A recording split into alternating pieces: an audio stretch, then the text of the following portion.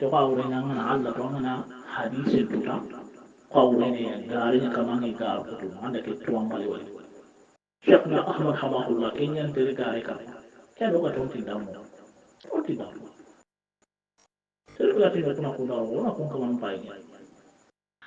شيخنا أحمد حماه الله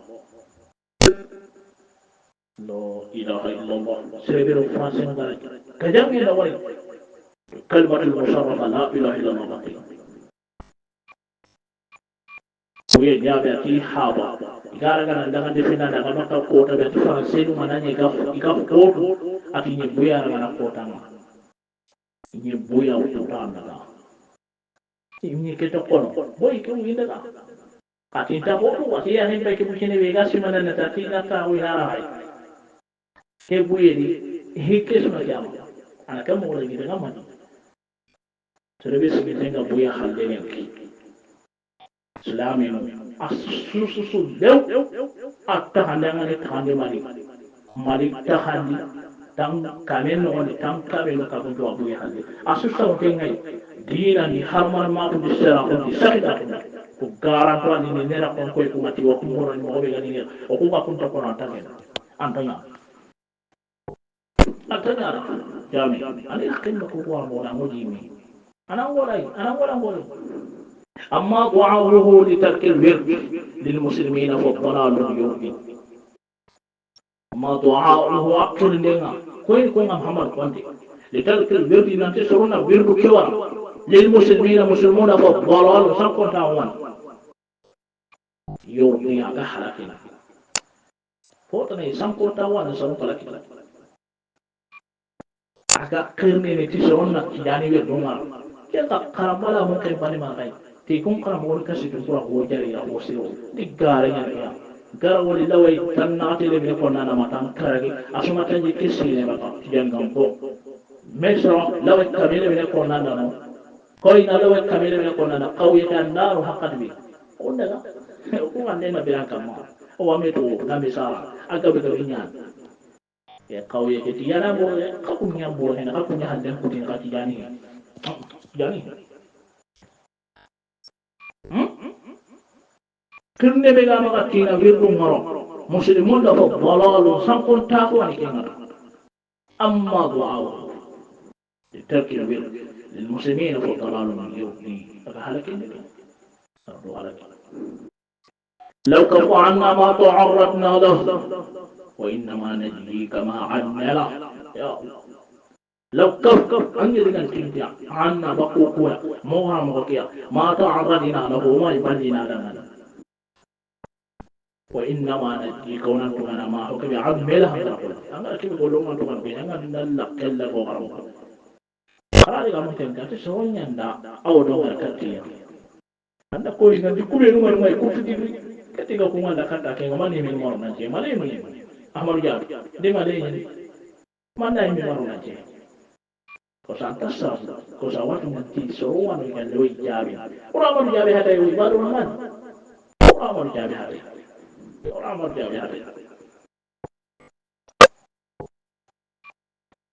من سب الأقوى وآل مصطفى وذمه للأولياء والشرفاء والشرفاء من سبه أكيدنا محمد قندين أقطاب شك جانا كخ كيدنا موغل إنترنا لغيبار تامت جانا وله أتي لمن كيمه أتي إسلامه مه ورني كم كوي غيشنا ويا تبارك كاموني كاري ولكن ألا إن أولياء الله إن أولياء الله لا خوف عليهم ولا يحزنون لا خوف عليهم ولا هم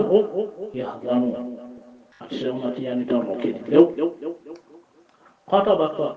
طرده قطبك لمن كابل قطبك الله أكبر كبير قطبك آل مصطفى طارق أبو الجونيا كنكا وضمه للأولياء ولنتبكون والشرفاء صوفهم قرقنا في القكا صوفهم شيخنا رحمه الله صوفهم ينا لكن قرقنا بالضمة أنا يصوفهم أنا يمنى خير أنا يصوفهم ينا يقولي مصليا على النبي المصطفى وآله المستكملين الشرفا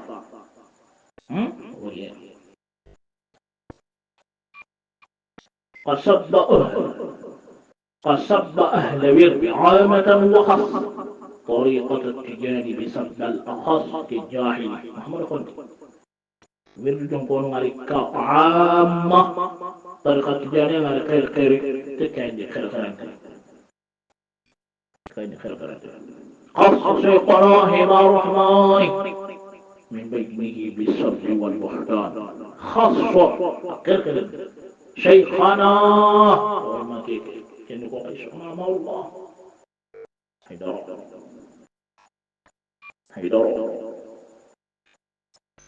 حمار الرحمن أحيما أكيد لنا مريضا خير من بينهم والمؤمنين بالسب الأخر بالسب لكين والبهتان رقعه شيخنا أحمد حماه الله خير لكين رقعه ماري مونا كري تاهي غوري من فتر مرتم